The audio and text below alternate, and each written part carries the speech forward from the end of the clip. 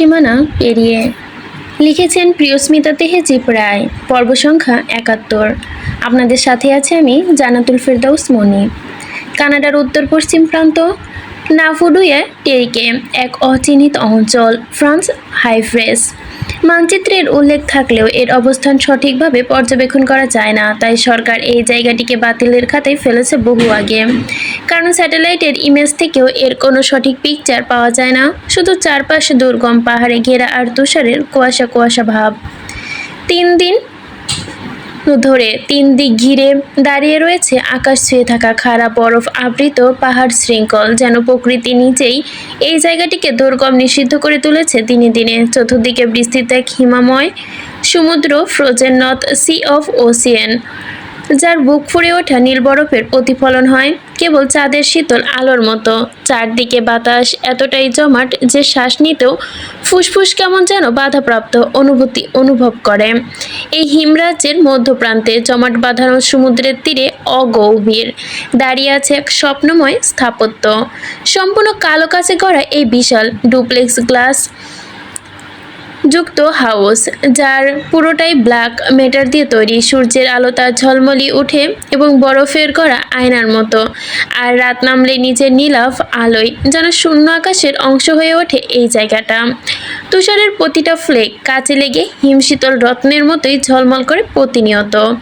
পাশে জমাট বাঁধানো সমুদ্র তীরে নোঙর করা আছে এক আধুনিকতম ইস্পাত গ্লাসের জাহাজ, সেমিসেলফিয়ার্স পাইকার, যার নকশা এতটাই নিখুঁত যে শুধু দেখতেই মন চাইবে। জায়গাটা এত সুন্দর, নিরিবিলি, শুনশান, মনোরম, যেন কারোই ভালো লাগবে, যে কারো দেখলেই। কিন্তু জায়গাটা মোটেও বসবাসের যোগ্য না, অত্যন্ত দুর্গম। বরফের গহ্বর, পার্বতের ছায়া, জমাট বাঁধানো হাহাকার। এখানে কোনো মানুষের উপস্থিতি কল্পনাতেও আসবে না। সম্ভবত একমাত্র ফ্রান্স হ্যাভেন প্রকৃতির এই অত্যাচার সহ্য করে এখনও সগৌরবে স্বতঃস্ফূর্তভাবে টিকে আছে। সাদা মখমলের বিছানায় প্রিয়তার তুলতুলে শরীরটা লেপ্টে আছে আদরে। ফ্যাকাশে মুখখানায় যেন পুনরায় অঢেল রূপ লাবণ্য জেগে উঠেছে। ফর্সা টুকটুকে গোলাপি আভাযুক্ত গাল দুটো চিকচিক করছে, মায়াবী চোখের কালো কুচকুচে ভারী পল্লব দুটি একত্রে শোভা বর্ধন করছে এই মুহূর্তে। এত সুন্দর ন্যাচারাল আইল্যাশ হয়তো কেউ সারাদিন মাস্কারা দিয়েও করতে পারবে না। পান পাতা মুখের গড়া নাক, অস্ফুট রক্তলাভা ঠোঁট, গোলাপি আভাযুক্ত মুখ, সর্বাঙ্গে যেন এক পূর্ব যৌবনের ছায়া।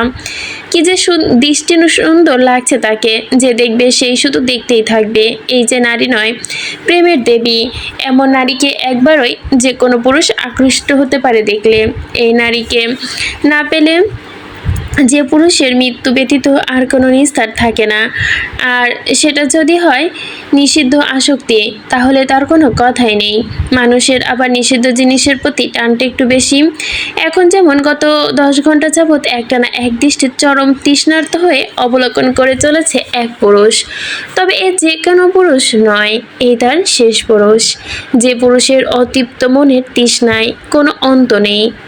যত দেখবে তৃষ্ণা ততই বাড়বে। যেন 4 বছর 4 জন্মর পর আবারও এসেছে এই নারীকে দেখতে। একটিবার চোখের পলক এদিক ওদিক ফেলছে না সে। পাশে যদি হারিয়ে যায় আর যদি দেখতে না পায়, তবে সইবে কি করে এই বেদনা? প্রণয় নিষ্পলক চোখে দেখছে। দেখতে দেখতে প্রিয়তার নরম হাত দুটো তুলে নিজের বুকের বাপাশে চেপে ধরল। সেটা যেন সুখের জোয়ারে ভেসে গেল। আবেশিত নয়নজোড়া মুদে নিল তক্ষণই।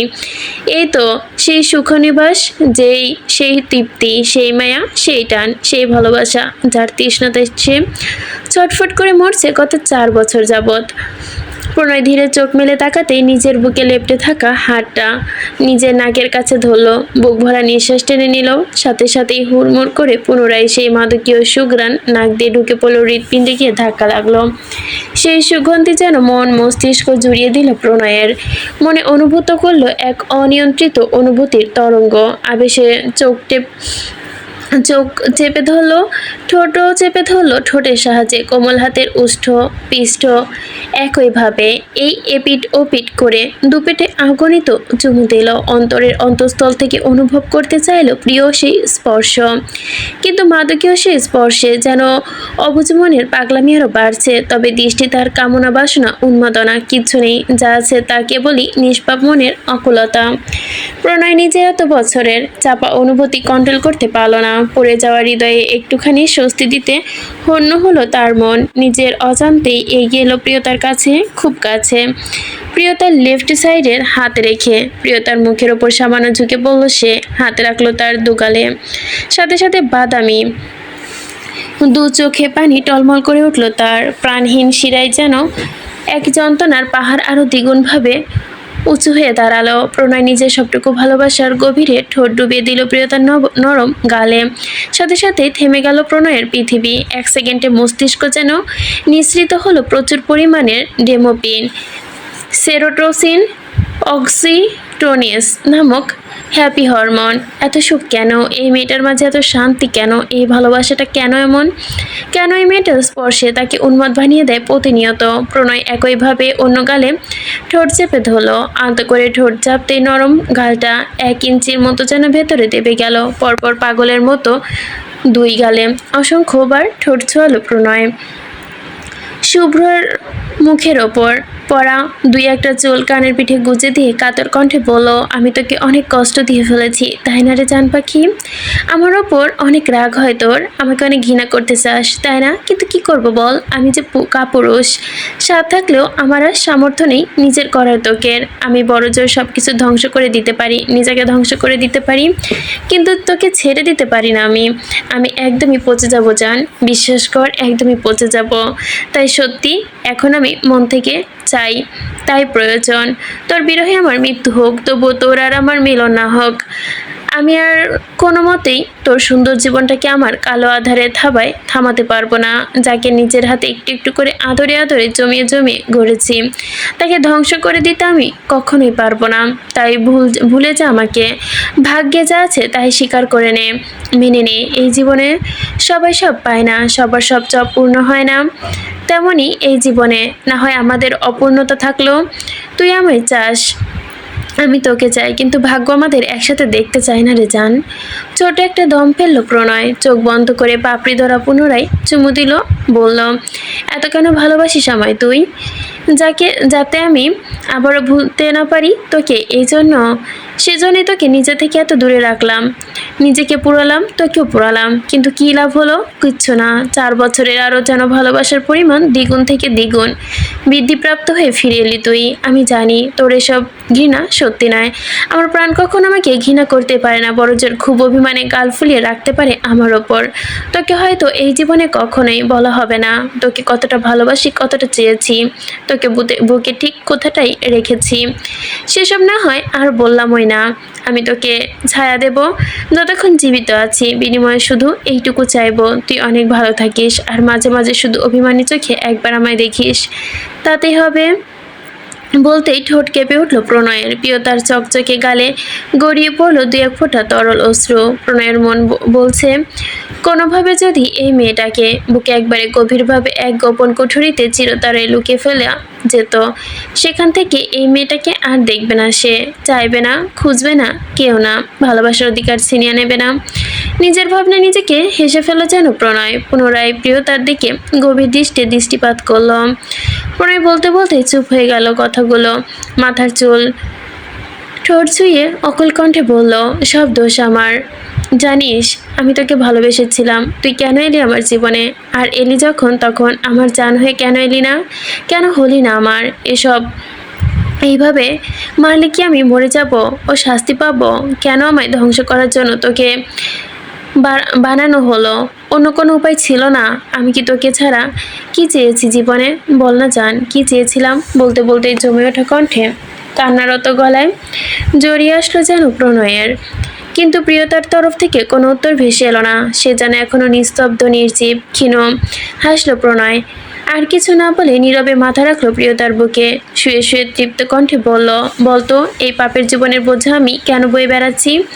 কিন্তু অপরপক্ষ নীরব। তবু প্রণয় চুপ থাকলো না, নিজের কণ্ঠে আগ্রহ ঢেলে বলল, এই পাপের জীবন বয়ে বেড়াচ্ছে কেবল তোকে দেখার লোভে, কারণ মরে গেলে যে চিরতরে তোকে হারিয়ে ফেলবো রে জান। আর কখনো তোর প্রাণটা তোকে দেখতে পারবে না, একটু ছুতে পারবে না, একটু আদর করতে পারবে না। আর আমি এতটাই প্রাপী যে তোকে হাসর কিয়ামতেও পাওয়ার জন্য আশা রাখি না, কারণ আমার জন্য জাহান্নামের আগুন বরাদ্দ করা হয়ে গেছে অনেক পূর্বেই। আসবো স্যার? বাহির থেকে ভেসে আসা ভারী আওয়াজে ঠিক হয়ে বসলো প্রণয়। প্রিয়তার ভারী শরীরে কমফোর্টার দিয়ে ঢেকে দিল। আসো, ভরাট কণ্ঠে বলল প্রণয়। ঘরের ভেতর জাবেদ সহ আরও 60 ঊর্ধ্ব ভদ্রলোক প্রবেশ করলো। জাবেদ এগিয়ে এসে নিচু কণ্ঠে বলল, বস, উনি ডাক্তার মার্কো, অনেক কষ্টে ওনাকে তুলে এনেছি। ডক্টর মার্কো চোখ বড় বড় করে তাকালেন প্রণয়ের দিকে। তৎক্ষণাৎ যেন সাক্ষাৎ মৃত্যুদূতের বিখ্যাত কুখ্যাত এএসআরকে চোখের সামনে দেখে ভয়ে ছুটে গেল যেন কাপড় ভিজে ফেলার উপক্রম। তিনি এখানে আসতেই চায়নি, কিছুতেই না। প্রণয়ের ডাক্তারের দিকে তাকিয়ে সেকেন্ড কয়েক মুখ ঘুরিয়ে নিল, অতঃপর ঠান্ডা বাক্য ছুড়ে প্রশ্ন করলো, জাবেদের কাছ থেকে সবকিছু শুনেছেন নিশ্চিত? প্রণয়ের পুরুষালী কণ্ঠে লাফিয়ে উঠল যেন ডাক্তার মার্কো। হিমশীতল কণ্ঠে বলল, জি শুনেছি, কিন্তু যদি একবার চেক আপ করতে পারতাম তাহলে। ডাক্তারের কথা শেষ হওয়ার পূর্বে হাতের ইশারায় থামিয়ে দিল প্রণয়। হিমশীতল কণ্ঠে বলল, ঠিক আছে দেখুন, কিন্তু খবরদার একদম হাত লাগাবেন না। ডাক্তার বেচারা যেন ফুসহাতে পড়েছে বড়। হাত না লাগিয়ে চেক আপ কীভাবে করে? কিন্তু এএসআরের সঙ্গে তর্ক করার মতো বুকের পাটা কি তার আছে নাকি? 14 কুলে কারো নেই, তার কিভাবে হবে? তাই ডাক্তার ভয়ে কাঁপতে কাঁপতে এগিয়ে গিয়ে বললেন, বুকে একটি সাহস নিয়ে বললেন, জি স্যার, আপনি যদি ম্যাডামের চোখ দুটো খুলে দিতেন তাহলে বুঝতে। এবার ডাক্তারের কথা শেষ করতে না দিয়ে প্রণয় প্রিয়তার চোখের পাতা হালকা মেরে ধরল। ডাক্তার মার্কো ভালো করে পরখ করলেন। এবার স্ট্যাটোস্কোপটা প্রণয়ের মাথার দিকে এগিয়ে দিয়ে ঢোক গিলে বলেন, স্যার এটা বুকে চেপে ধরুন, হার্টবিট মাপতে হবে। প্রণয় স্ট্যাটোস্কোপটা হাতে নিল, কিন্তু বুকে স্পর্শ করতেই ভাবতেই তার যেন গলা শুকিয়ে গেল। শরীর কেমন যেন ফিলিংস একটা দিল, কিন্তু সে পাত্তা দিল না তা। ডক্টরের কথা মতো কাজ করলো। কমফোর্টেবলের নিচে হাত ঢুকে আলতো করে স্ট্যাটোস্কোপটা প্রিয়তার বুকে ধরলো ডান পাশটায়। ডাক্তার ইয়ার টিউব কানে দিয়ে হার্টবিট বোঝার চেষ্টা করলো, কিন্তু ভালো মতো বোঝা যাচ্ছে না। তাই প্রফেশনাল ভঙ্গিতে বলল, আর একটু জোরে চেপে ধরুন। ডক্টরের কথা মেজাজ গরম হয়ে গেল প্রণয়ের, কিন্তু উল্টাপাল্টা জায়গায় হাত লাগছে বলে প্রণয়ের ভেতরে ঘূর্ণিঝড় যেন শুরু হয়ে গেছে। হাত কাঁপছে, পা কাঁপছে, বুক ধরফর করছে। এর মধ্যে এবারটা আরও জোরে চাপতে বলছে, কিন্তু নিজের এই অস্থিরতা প্রকাশ করলো না প্রণয়। কম্পিত হাতে ডাক্তারের কথা মতো স্ট্যাটোস্কোপটির মাথা জোরে চেপে ধরল। এই হাড় হিম করা শীতে ঘামছে প্রণয়। জাবেদ স্যারের ফিলিংস আন্দাজ করতে পেরে মুসকে মুসকে হাসলো। ডাক্তার প্রেশার মেপে আরও কিছু টেস্ট করে প্রফেশনাল ভঙ্গিতে বলল, স্যার আপনারা যে এরকমটা ভাবছেন ওইরকম না। ওনাকে নিউরোমেডিসিন এসিওটা পুশ করা হয়নি, কারণ ওই মেডিসিনটা সাবজেক্ট এর বডি পুশ করার আগে কমপক্ষে 48 ঘন্টা বডিকে প্রিজার্ভেশনে রাখতে হয়। সেখানে ম্যাডামকে মাত্র 24 ঘন্টা রাখা হয়েছে, তাই বিশেষ কোনো চিন্তার কারণ নেই। তবে প্রয়োজনে গভীর কণ্ঠে বলল, তবে কি? ডাক্তার কয়েক সেকেন্ড বিরতির পর বলে, খুব সামান্য মাত্রায় ওনার বডিতে ওই মেডিসিন পাওয়া গেছে, কারণ ফাইনাল টেস্টের আগে ওরা প্রি টেস্ট করে দেখতে চেয়েছিল ওই মেডিসিনের ইফেক্ট ম্যাডামের বডিতে কীরকম বিক্রিয়া করে, বা ম্যাডাম আদৌ ওই মেডিসিন নেওয়ার উপযুক্ত কিনা। ডক্টরের কথায় প্রণয়ের চেহারা রং পাল্টে যেতে শুরু করলো, যা দেখে ভরকে গেল জাবেদ। তাড়াহুড়ো করে ডাক্তারকে বলল, কি বলছেন ডাক্তার, এটা কোনো সাইড ইফেক্ট আছে? জাবেদের কথায় ডক্টর মার্কো উপনিস মাথা নেড়ে সম্মতি জানালো। গম্ভীর কণ্ঠে বললেন, স্যার এটা অনেক পাওয়ারফুল একটা মেডিসিন, যাকেই দেওয়া হোক না কেন আজীবনের জন্য পাগল হয়ে যায়। তবে যেহেতু ওনার শরীরে খুব সামান্য মাত্রায় আছে তাই কিছু হবে না, তবে অবশ্যই এর অ্যান্টিডিউট দিতে হবে। জাবেদ দ্রুত সম্মতি জানিয়ে বললেন, অ্যান্টিডিউট আমরা এনেছি ওই ল্যাব থেকে, এখনই নিয়ে আসছি বলেই চলে যেতে নিল। ডক্টর ততক্ষণ পিছন থেকে বলল, কমপক্ষে 10 থেকে 12 ঘন্টার আগে ওনাকে অ্যান্টিডিউট দেওয়া যাবে না। প্রণয় এবার শীতল চোখে তাকিয়ে কঠিন কণ্ঠে বলল, তাহলে কি 12 ঘন্টা আমার জান এভাবে পড়ে থাকবে? ডাক্তার দ্রুত পাশ থেকে মাথা নাড়িয়ে অসম্মতি জানিয়ে বলল, না স্যার, ম্যাডামের সেন্স কিছুক্ষণের মধ্যে ফিরে যাবে। এই তবে শুনে রাগ ধরে গেল যেন প্রণয়ের। ডক্টর আর হেলাফেলা না করে নিজের বিপদ বাড়াতে চাইল না, সরাসরি বলল যতক্ষণ না পর্যন্ত ম্যাডামের বডিতে অ্যান্টিডিউট পুশ করা হবে ততক্ষণ উনি বর্তমানে থাকবেন না। প্রণয়ের কপাল কুঁচকে গেল। মানে? ডক্টর শান্ত স্বরে বলল, মানে হয়তো উনি ওনার জীবনকাল থেকে কিছু বছর পিছিয়ে যাবেন। এখন সেটা কত বছর সেটা তো উনি ভালো বলতে পারবে, তবে 10-12 ঘন্টার পর যদি অ্যান্টিডিউট পুশ করা হয় তবে উনি একেবারে আগের মতো হয়ে যাবে। জাভেদ বিস্ময়ে চোখ গোল গোল করে নিল। তার মানে আপুর বর্তমানের কথা মনে থাকবে না? ডক্টর দুই পাশে মাথা নাড়ল।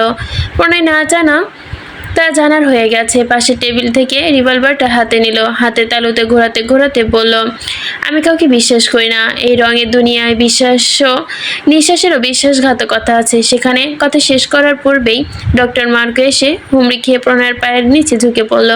আকুতি মিনতি করে বলল, প্লিজ স্যার, আমায় মারবেন না, আমি কাউকে কিছু বলবো না। প্রণয় বাঁকা হেসে বলল, কিছু জানলে তো বলবে। গার্ড, সাথে সাথে দুজন কালো পোশাকধারী পরিহিত গার্ড এসে ডক্টরকে তুলে নিয়ে গেল। জাভেদ প্রণয়ের দিকে তাকিয়ে ভয়ে ভয়ে বলল, উনাকে মেরে ফেলবেন স্যার? প্রণয় বাঁকা হাসলো, রিভলভারটা যথাস্থানে রেখে দিয়ে বলল, না, কেবল 1 সপ্তাহ ভুলিয়ে দিব। জাভেদের দ্বিতীয় প্রশ্ন করার সাহস পেল না।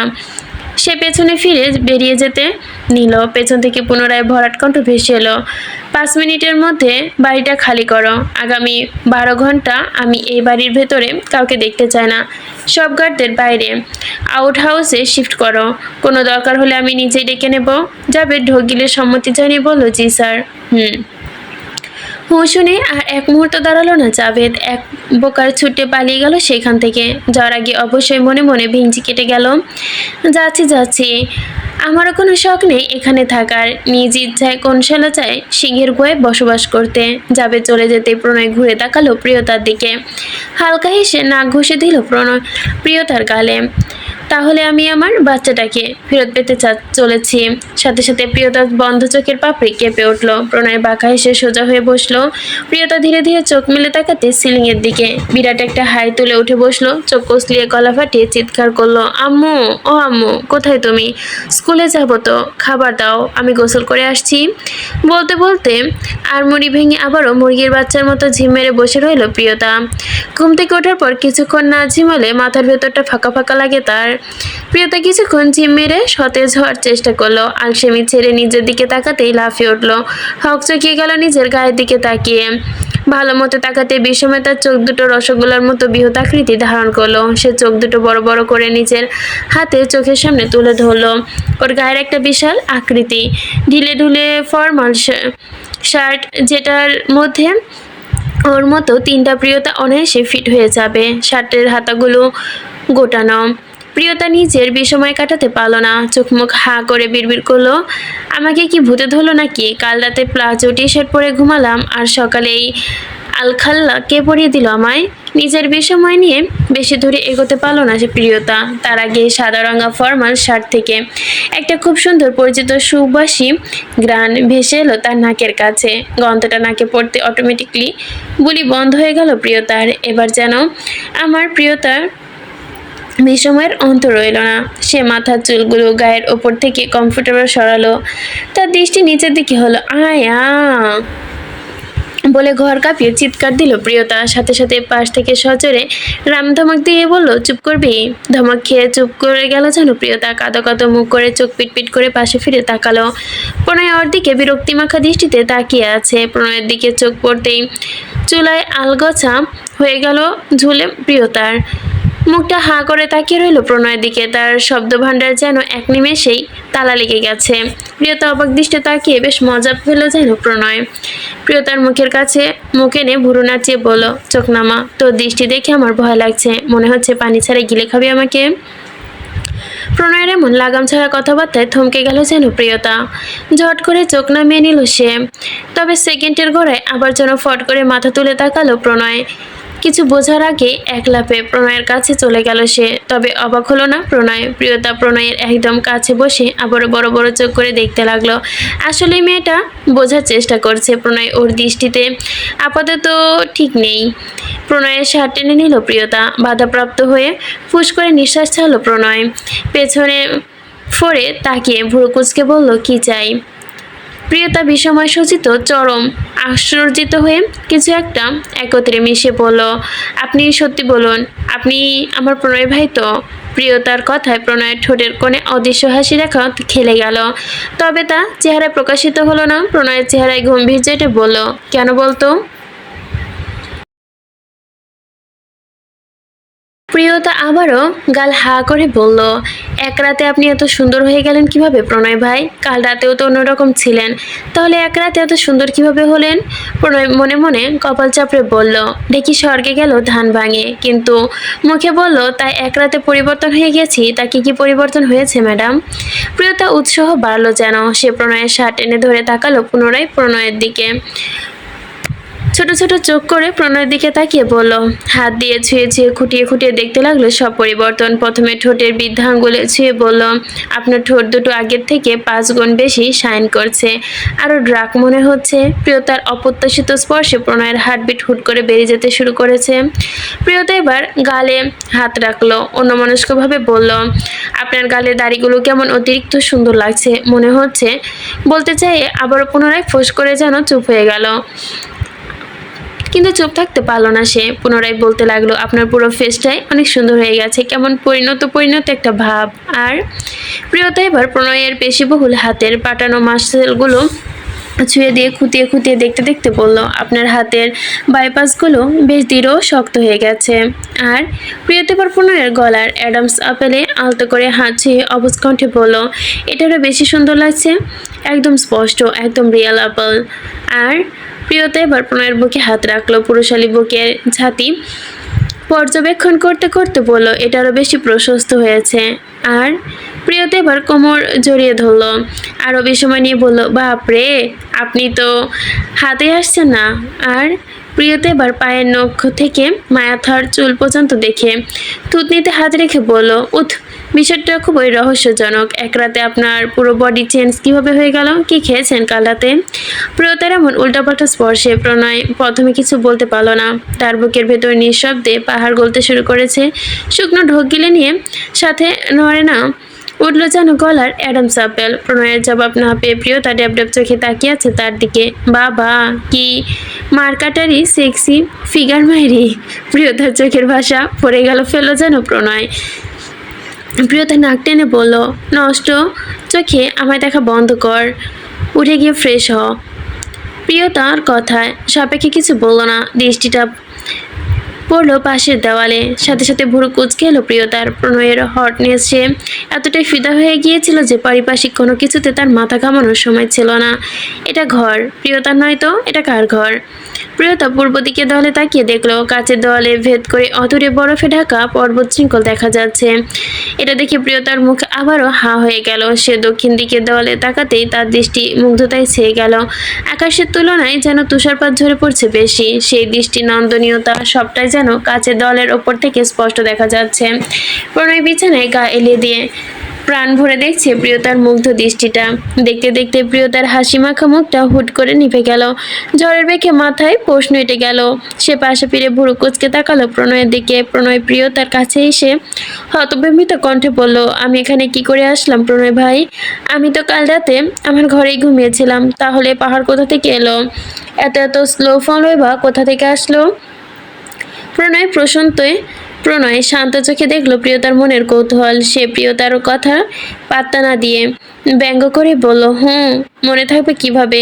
যে তেলাপোকার কামড় খেয়ে 10 ঘন্টা ফিট হয়ে পড়ে থাকে, সে আর কিভাবে এত কিছু মনে রাখবে? প্রণয়ের কথায় জমে গেল প্রিয়তা। মৃত চোখে আশেপাশে তাকে গা ঘেঁষে বসে পড়লো। ভয়ত কণ্ঠে বলল, কি বলছেন? এই ঘরেতে তেলাপোকা আছে নাকি? প্রণয় হাসলো বাঁকা ঠোঁটে, তবে চেহারা সিরিয়াস ভঙ্গিকে বলল, তুই কি বলতে চাস আমি মিথ্যা কথা বলি?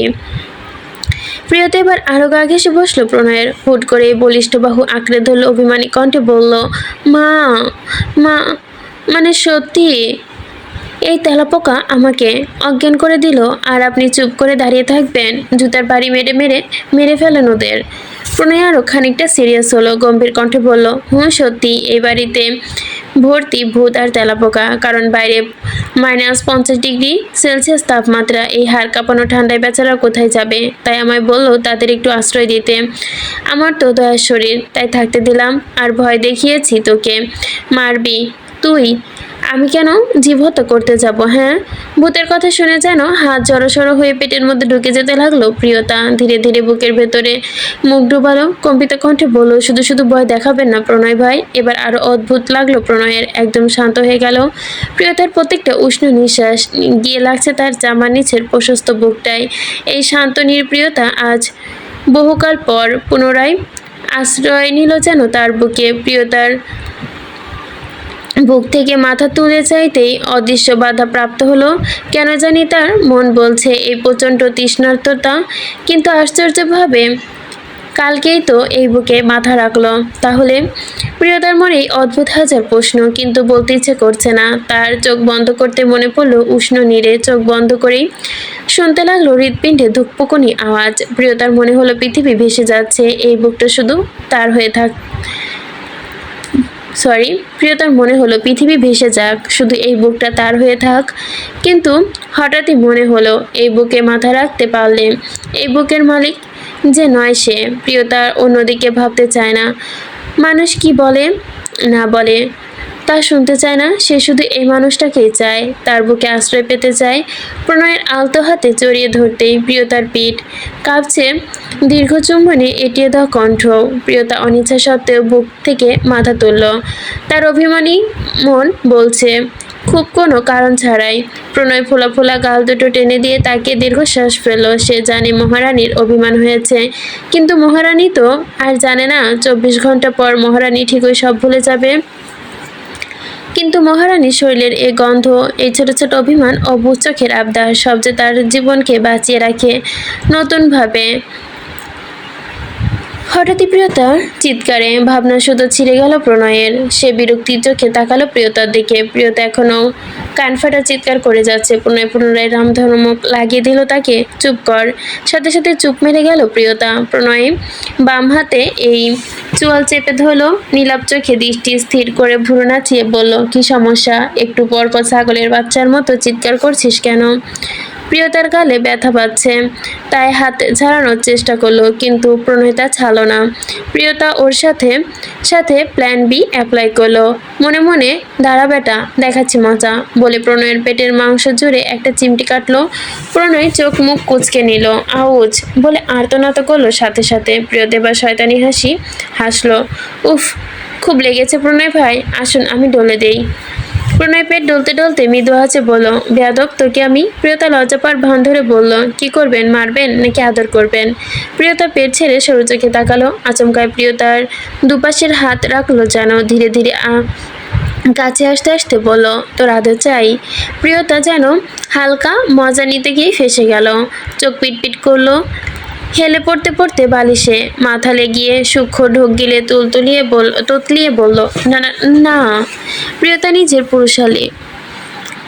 নিজের পুরুষালী শরীরের তলে পিষ্টে ফেলল প্রণয়। প্রিয়তার গালে ঠোঁটে আলতো পরশ এটা দিতে হুকসকি কণ্ঠে বলল, কি বলে চান? আরেকবার বলো। তুমি না আদর চাও? বলো বলো, তোমায় কিভাবে আদর করব, কোথায় কোথায় করব? প্রণয়ের এমন বিহেবারে প্রিয়তা পুরো জমে গেল। দুজনের নিঃশ্বাস মিলিত ঘটল যেন অল্প সময়ে। সে বেশ বুঝতে পারছে এখন আদর দেওয়ার বদলে চড়িয়ে গাল লাল করে ফেলবে। চিমটি কাটায় রেগে গেছে মহাশয়, কারণ প্রণয়ের চিমটি জিনিসটা মোটেও পছন্দ না। প্রিয়তা প্রণয়ের বুকে হাত রেখে বলল, না না, আদর চাই না, প্লিজ মাপ চাই। প্রণয় দাঁতে দাঁত চেপে বলল, এভাবে তো মাফ করা যাবে না বেবি ডল। প্রিয়তা হার মেনে চোখ খিচে রাখলো যেন। আলাদা করতে লাগলো, কিন্তু সেকেন্ড গড়িয়ে মিনিট পার হয়ে গেল, কিছুই ফিল করতে পারলো না। তাই ফট করে চোখ খুলতে দেখলো, এ কি, প্রণয় কোথায়? আদরে লাভ দেখিয়ে কোথায় চলে গেছে লোকটা? হাওয়া নাকি? সে মুখে যতই না করুক, মনে মনে তো সে চাইতো। ধ্যাত, সে উঠে গেল। লেফট সাইড ওয়ার্ডরোব খুলে কিছু একটা বের করছে প্রণয়। প্রিয়তা বেশ বুঝতে পারছে প্রণয় অনেক রেগে গেছে, কিন্তু তারও যে পেট গুড়গুড় করছে। প্রণয় প্রণয় ভাইয়ের সাথে ঝামেলা করার জন্য এই প্রিয়তা বিছানা থেকে উঠে পড়তেই গুটি গুটি পায়ে প্রণয় ভাইয়ের পিছে গিয়ে দাঁড়ালো। প্রণয় ওয়ার্ডরোব খুলে একটা হোয়াইট টি শার্ট আর ব্ল্যাক ট্রাউজার বের করলো। কাপড় নিয়ে পেছনে ঘুরতেই দেখলো প্রিয়তা একটা ননির পুতুল সেজে দাঁড়িয়ে রয়েছে যেন, তবে তাকে পাত্তা দিল না প্রণয়। পাশ কাটিয়ে চলে যেতে নিলেই পেছন থেকে শার্ট টেনে ধরল প্রিয়তা। বিষময় হওয়ার ভান ধরল প্রণয়। আমার কাপড় কে পাল্টিয়েছে? প্রণয় নির্লিপ্ত কণ্ঠে জবাব দিল, আমি। আমি শুনে জনকা শিরশির করে উঠল প্রিয়তা। লজ্জায় গাল রক্তিম হয়ে গেল তার। সে ভাবছে অজ্ঞান হয়ে যাবার পর প্রণয় ভাই হয়তো অন্য কাউকে দিয়ে করিয়েছে। প্রিয়তা নিজের লজ্জা লুকিয়ে রাখতে কপাল চাপড়াতে চাপড়াতে বলল, হায় হায়, এ আমার কি সর্বনাশ হলো গো! আপনি আমার সব কিছু লুটে নিলেন। এখন আর আমার বিয়ে হবে না। প্রণয় এবার ফিরে তাকালো প্রিয়তার দিকে। কয়েক সেকেন্ড চুপ করে থেকে ড্রামা দেখে নাক সিটকে সোজা সাপটার কণ্ঠে বলল, তোর শরীরে কেমন আছে যেটা আমার অদেখা? তো সবকিছু তো তোর আগে আমি দেখেছি, তাই বেশি নাটক করার প্রয়োজন নেই। বাংলা ছায়াছবির কয়েক হাজার বার দেখে ফেলেছি আমি, ওরকম ফিল পাইনি, কিন্তু এই জিনিসে পেয়েছি। এক জিনিস বারবার দেখলে কি আর ইন্টারেস্ট থাকে বল? আর এক মুহূর্ত দাঁড়ালো না প্রণয়। জামা হাতে নিয়ে শটান ওয়াশরুমে ঢুকে পড়লো, কিন্তু প্রিয়তাকে ফেলে গেল বিষময়ের সাগরে। প্রিয়তার মুখে থেকে আস্তাগফিরুল্লাহ আপনি বেরিয়ে গেল। আনমনে খাটে গিয়ে বসলো সে। গালে হাত দিয়ে গভীর ভাবনায় তলে গেল। সত্যি তো আমাকে প্রণয় ভাই ছোট থেকে ফিডার খাইয়ে খাইয়ে বড় করেছে। তার মানে উনি আমাকে আগেই। প্রিয়তা ঢোক গিলে নিল নিজে অজান্তেই। সাথে সাথে লজ্জায় দুহাতে মুখ ঢেকে নিয়ে বিছনায় শুয়ে পড়লো। মনে মনে বলল, হায় আল্লাহ, এই মুখ আমি এখন কিভাবে দেখাবো সবাইকে? ছি ছি ছি, এই মানুষটা এতদিন এত লাগামহীন হলো কিভাবে? হ্যাঁ, প্রিয়তার লজ্জায় লাল নীল বেগুনি যত প্রকার ব্লাশ করা যায় সব রকম ব্লাশ করছে নিজের মুখশ্রীকে। এরই মধ্যে লোমশ কিছু একটা লাফিয়ে এসে তার গায়ে পড়ল। আচমকা অপ্রত্যাশিত কাণ্ডে চেঁচিয়ে উঠল প্রিয়তা, আরশোলা আরশোলা আরশোলা বলে মুখ চেপে ধরলো। তার গলা ফাটানি চিৎকারে কাচের দেওয়ালগুলো যেন ভেঙে যাওয়ার উপক্রম। গায়ের অর্ধেক সাবান মেখে শ্যাম্পু লাগানো অবস্থায় ছুটে বেরিয়ে এলো প্রণয়। প্রিয়তার চিৎকার শুনে কলিজা থকথক করছে তার। সে রুমে এসে যা দেখলো তাতে কি রিয়াকশন করবে বুঝতে পারছে না। মনে মনে একগাদা অপমান হলো যেন নিজেই। প্রণয় কপটে রাগ দেখিয়ে এগিয়ে এলো প্রিয়তার কাছে। প্রিয়তা হঠাৎই কানে ব্যথা পেয়ে আহত হয়ে উঠল। মিটিমিটি চোখে তাকালো। প্রণয় ভাই ঝাল মরিচের মতো লাল হয়ে দাঁড়িয়ে আছে। কোমরে শুধু একটা তোয়ালে পেঁচানো, সাবানের ফেনা সারা শরীরে মাখামাখি। চিকচিক করছে তা। প্রিয়তা চোখ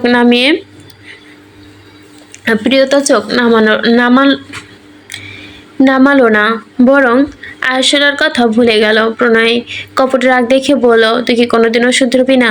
প্রণয়ের কথায় প্রিয়তা কানে ঢুকলো না, তার লজ্জা লাগছে। প্রিয়তার ফর্সা গালে রক্তিম আভা ছড়িয়ে গেছে দেখে প্রণয়ের রাগ কিছুটা মুড সুইং করলো।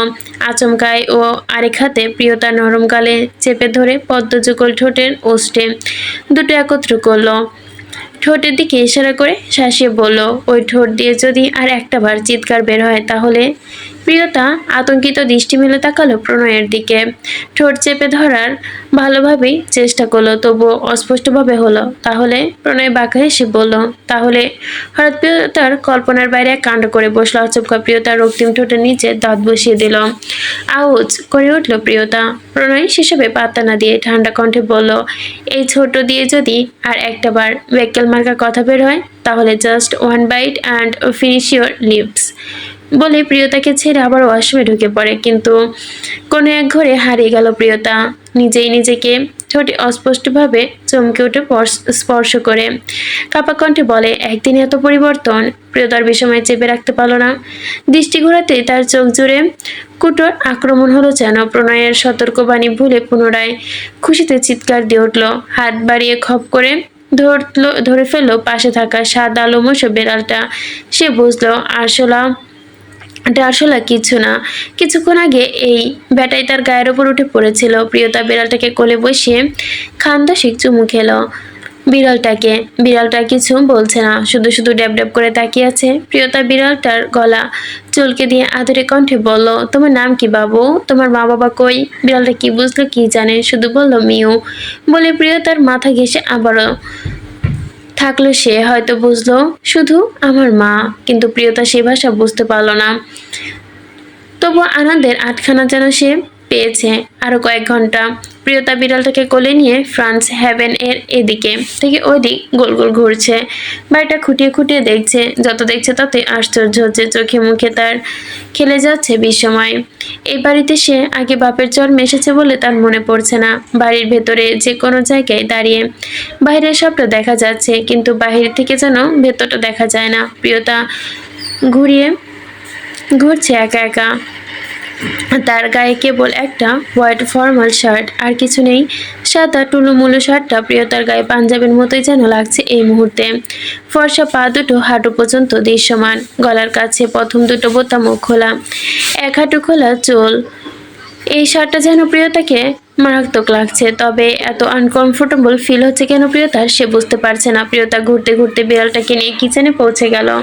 প্রণয়ের গায়ে কিচেনের অ্যাপ্রন জড়িয়ে কিছু একটা রান্না করছে। প্রিয়তা বিড়ালটাকে নিয়ে প্রণয়ের পাশে গিয়ে দাঁড়ালো। বিড়ালটা মতোই ছোট ছোট চোখ করে উকি দিল। কি রান্না করছেন? প্রণয় ওর দিকে না ফিরেই জবাব দিল, এই বাড়িতে তেমন কিছু নেই, একটু চাল আর একটু ডাল, তাই দিয়ে খিচুড়ি। খিচুড়ি শুধু? মনে মনে লাফে উঠলো যেন প্রিয়তা। আহ্লাদিক কণ্ঠে বলল, আমি কি হেল্প করব?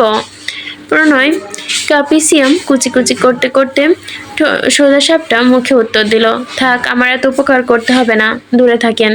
প্রিয়তা সরল না, বরং নিচে বুকে হাত পেতে বিড়ালটাকে কোলে নিয়ে ঝুঁকিয়ে পড়ল আরো। এই বাবুটা কার প্রণয় ভাই? একটা ফাঁকা বাড়িতে কেউ একাই থাকে? প্রিয়তার কথা শুনে এবার থমকালো প্রণয়, পেছনে ফিরে তাকালো প্রিয়তার দিকে। বিড়ালটা খাপটি মেরে পড়ে রইল প্রিয়তার বুকে। এই দৃশ্য প্রণয়ের বুকে ভেতর বড্ড সুখ সুখ অনুভূতি হলো। সে পুনরায় রান্নায় মন দিয়ে বলল, নাও, ওর মেয়ে, ও আমার মেয়ে। প্রণয়ের কথায় ভুরু কুচকে গেল প্রিয়তা। বিস্ময় নিয়ে বলল, কি? কিন্তু ও আপনাদের মেয়ে কিভাবে হলো? আপনাকে তো কখনো দেখলাম না বিড়াল আনতে, আর ওকে তো আগে কখনো দেখিনি। তাহলে? প্রণয় ডালের পানিতে হলুদ দিতে দিতে বলল, তুই দেখিসনি? তার মানে কি? তুই না দেখলে কি সে আমার মেয়ে হতে পারে না? প্রিয়তার বুকে বোকা বনে গেল যেন। মনে মনে ভাবলো, এসব আবার কবে বললাম? বিড়ালটা দেখতে দেখতে আনমনে বলল, কি নাম ওর? কোকো। আচ্ছা, কবে থেকে আপনার সাথে আছে? 4 বছর। এবার যেন প্রিয়তা বিস্ময়ের অন্ত রইল না। বিড়ালটা আদর দিতে দিতে অভিমানী করে বলল, ওকে আপনার কাছে লুকিয়ে রেখেছেন? আমায় একবারও দেখালেন না? না বললাম না? তোকে বললে তো তুই একদিনেই চটকে পটকে ফেলবি, তাই তো তোকে বলিনি। ঠোঁট ফুলালো প্রিয়তা, আর ঠোঁট বাঁকিয়ে হাসলো প্রণয়। তবে কিছু বললো না প্রিয়তা। প্রণয় থেকে দূরে গিয়ে বসলো, তবে বিড়ালটা হাত থেকে ছাড়লো না। কি নাদুস নুদুস মোটকো একটা বিড়াল। কোলে তুলে নিল প্রণয়, আর চোখে তাকিয়ে রইল, হাসলো। প্রিয়তা মিনিট পাঁচেক গোমরা মুখে বসে রইল। সে গাল ফুলিয়েছে দেখে প্রণয় পাশে এসে তাকিয়ে প্রশ্ন ছুড়ল, আগের জন্মে হিটলার ছিলেন নাকি চেঙ্গিস খান? প্রণয় ভাবলেশীন ভাবে জবাব দিল, কেন বলতো? প্রিয়তা পুনরায় অভিমানী ভাবে বলল, না, আমায় কষ্ট দিতে আপনার জুড়ি নেই, তাই বললাম। প্রণয় বাটি থেকে ছোট চামচে করে কিছু একটা প্রিয়তার মুখের দিকে বাড়িয়ে দিল। আহা, এত দুঃখ কথাই রাখিস তুই? আচ্ছা, তোকে একটা গামলা এনে দিব, ওতে জমা করে রাখিস, আর গামলা ভুলে গেলে আমাকে রিটার্ন দিস। প্রিয়তা খাবারটা টেস্ট করতে চোখ বড় হয়ে গেল। ওয়াও এক্সপ্রেশন দিয়ে বলল, এটা কি প্রণয় ভাই? প্রণয় আরেকবার চামচ মুখে তুলে দিয়ে বলল, নিউ রেসিপি। কিন্তু কি? রোজ কিস ডিলাইট। খাবারের নাম শুনে ডিমরি খাওয়ার উপক্রম হলো প্রিয়তা। মুখ ছোট করে বলল, এটা কোনো নাম না, চুমু। কেউ বাটিতে করে খায় নাকি প্রণয় ভাই? যাই হোক, এটা কি দিয়ে বানিয়েছেন? অনেক tasty, strawberry, condense milk, brown sugar ইত্যাদি। প্রিয়তা প্রণয়ের হাত থেকে পুরো বাড়িটা নিয়ে নিল। ক্যাবিনেটের ওপর উঠে বসে, কিন্তু উঁচু অনেকটাই। প্রণয়ের টি শার্ট ধরে টানতে টানতে বলল, প্রণয় ভাই, একটু উঠিয়ে দিন না। প্রিয়তা ইনোসেন্ট মুখ দেখে একটু উঠিয়ে দিল যেন প্রণয়। দীর্ঘ শ্বাস পেল প্রণয়, দুহাত কোমরে বেঁধে বসিয়ে দিল। সাথে সাথে ফর্সা উরু বিদ্যমান হলো একটু। ঢোক গিলল প্রণয়, কোকোকে তুলে দিল প্রিয়তার কোলে। এবার ওর উরুতেও দেখা যাচ্ছে না। প্রিয়তা খেতে খেতে বলল, আচ্ছা প্রণয় ভাই, আমরা এখানে চলে এলাম, বাড়ির সবাই চিন্তা করবে না? I don't care. প্রিয়তার পুনরায় বলল, আচ্ছা প্রণয় ভাই, আমি আমি যে চলে এলাম, তাহলে আর 10 দিন পর থেকে যে আমার এইচএসসি এক্সাম, ওইটা কিভাবে, এসএসসি এক্সাম, ওইটা কিভাবে দিব? প্রণয় ওর দিকে না তাকিয়ে বলল, কি করবি এত পড়ে? সেই তো টাকলা বুড়োওয়ালার গলায় ঝুলতে হবে। প্রণয়ের কথায় যেন মুখ বাঁকালো প্রিয়তা, মনে মনে বলল, বেটা বড় বজ্জাত, কিন্তু একদিনে এমন পরিবর্তন কিভাবে হলো? যে বেটা না বলে হাড়গোড় ভেঙে দিত, সে আবার এটা কি বলছে? হ্যাঁ, হাউ স্ট্রেঞ্জ।